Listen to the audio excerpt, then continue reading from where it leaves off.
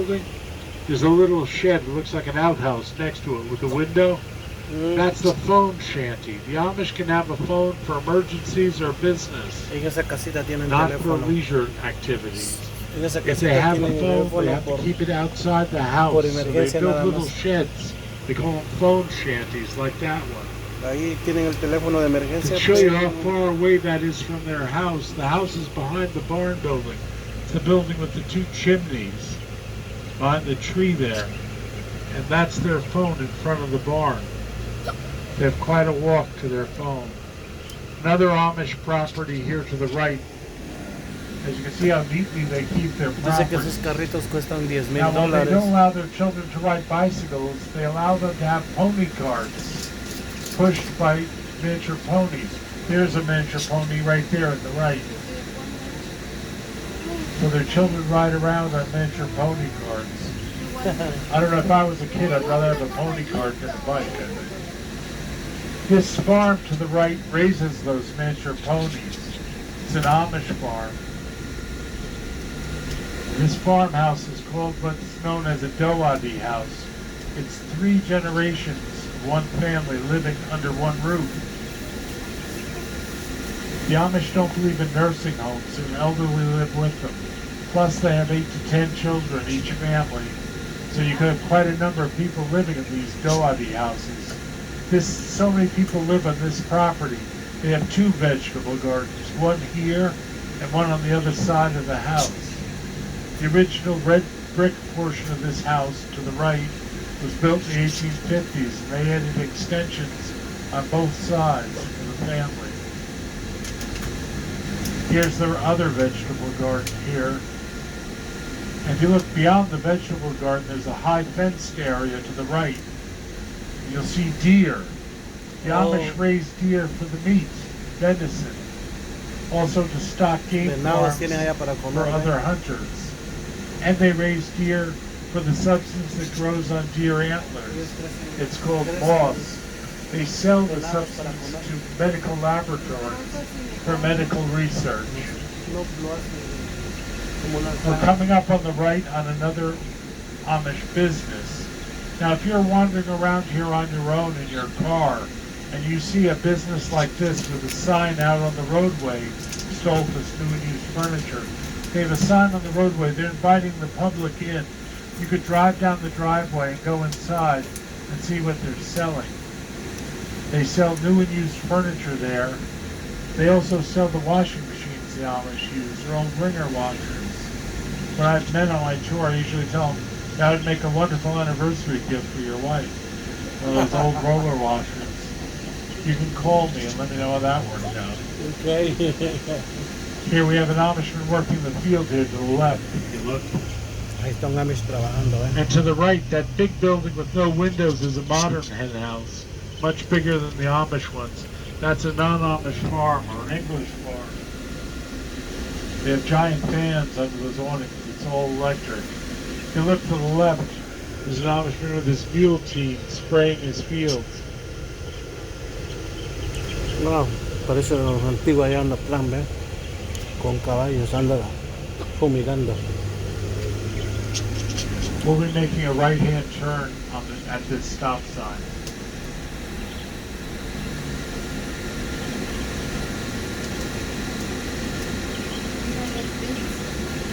No sé qué son esos.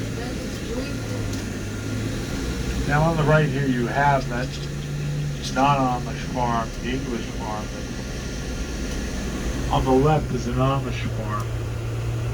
As I said, they live among the non-Amish or English farmers. They get along quite well. Now most people don't realize this has nothing to do with the Amish. This is Lancaster County history. The southern border of Lancaster County is the Mason-Dixon line. That was an imaginary line drawn by politicians to separate slave states from free states back in the 1800s. Because of our proximity to Maryland, a slave state, many runaway slaves came through Lancaster, and the Underground Railroad was quite active here.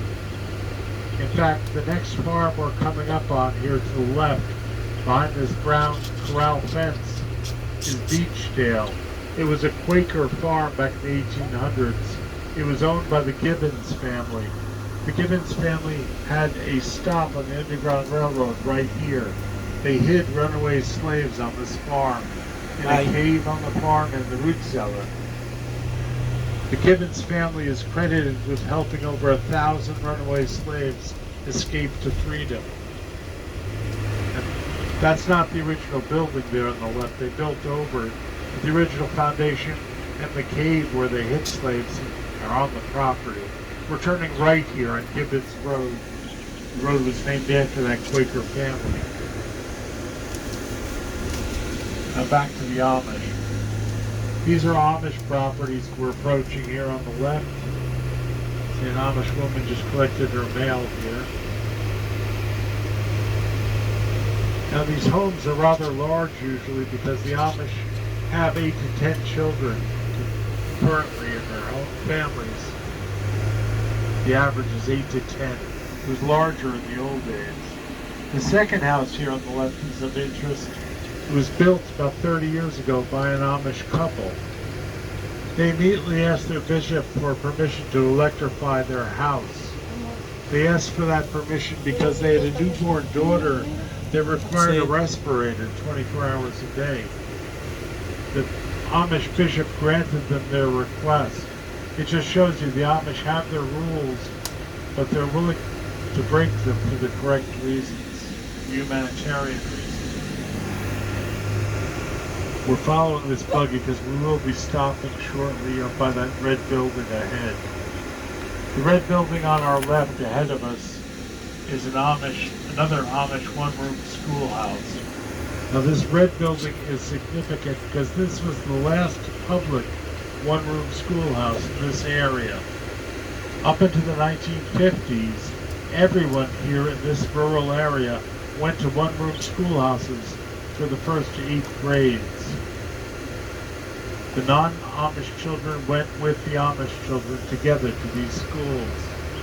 After the 8th grade, the Amish kids would go home and work on the farm because the Amish do not believe in education beyond the 8th grade. That's all they feel you need to be saved. So the non-Amish kids would go on to high school and college. The Amish kids would go back to work on the farm. We're pulling off the road here just slightly to stop. Beginning in the 1950s, states such as Pennsylvania, Ohio, and Wisconsin started passing state laws requiring children to stay in school to age 16. That would put the children in the middle of high school. The Amish flatly refused to do that, saying that they don't need anything beyond an 8th grade education to be saved. Because they didn't send their children to high school, every fall the Amish fathers would be arrested and sent to jail for up to 3 months or fined a couple of $100 for not sending their children to school. And this went on for over 20 years. Wow. Until an Amish family in Wisconsin sued their school district. The court case went through the state courts to the Supreme Court. In 1972, the Supreme Court issued a decision, Yoder versus Wisconsin, which gave the Amish the right to pull their children out of school after the 8th grade on the basis of religious freedom. The Amish then did something very clever. They knew the public schools were getting out of the one-room schoolhouses. They were trying to sell them. So the Amish bought all the one-room schoolhouses very cheaply from the public schools. And they keep repairing them and repairing them. They're over 100 years old. When they can't repair them any longer, they do build replacements like that brick one we saw behind us. Coming up, you'll see 2 businesses. The one on the left is a Mennonite bakery. The one on the right is an Amish tractor dealer. It's got a windmill on the roof to provide the electricity needed for their business office. Everyone says an Amish tractor dealer, they don't use tractors. The Amish actually do use tractors. They're forbidden to use tractors to plow the fields. They can use tractor motors as mobile power sources because they're not connected to the outside world. The Amish will buy a tractor, they'll pull the rubber wheels off the tractor and put steel wheels on them. And they use the tractor motor using belts and pulleys to propel a pump and pump manure out of the manure pit, or they'll hook the tractor motor up to a blower and blow grain into the silos. You cannot use the plow to plow the fields. To the left here is another Amish property. See the laundry hanging out there. This Amish property answers the age-old question, do the Amish wear underwear? They're always hanging underwear out to dry. Their side business is Eversole's fabric. If you look down the driveway, you'll see a swing set for their children. You'll also see, if you look carefully, a trampoline. Amish children love trampolines. Almost every Amish property has at least one trampoline. Coming up is an Amish property to the left. That white building with the green roof is a buggy repair shop owned and operated by an Amish family. If you look carefully beyond this cornfield here, right to the left, you'll see another trampoline. Look carefully. The Amish family that run that business live right here, right next to it. Now I showed you that Doady house behind us with the 3 generations of one family living in the one house. The Amish either do it that way, or they have their grandparents and children